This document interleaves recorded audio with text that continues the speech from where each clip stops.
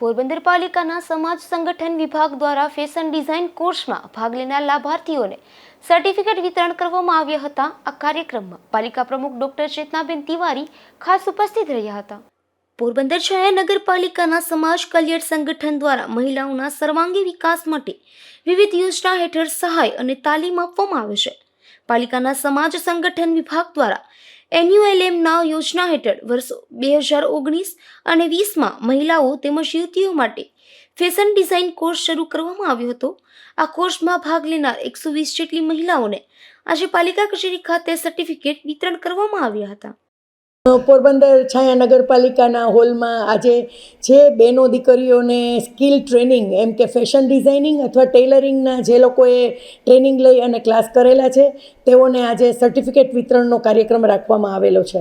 આ કાર્યક્રમમાં પાલિકા પ્રમુખ ડોક્ટર ચેતનાબેન તિવારી અને સમાજ સંગઠન વિભાગના આરતીબેન સહિત મોટી સંખ્યામાં મહિલાઓ ઉપસ્થિત રહ્યા હતા।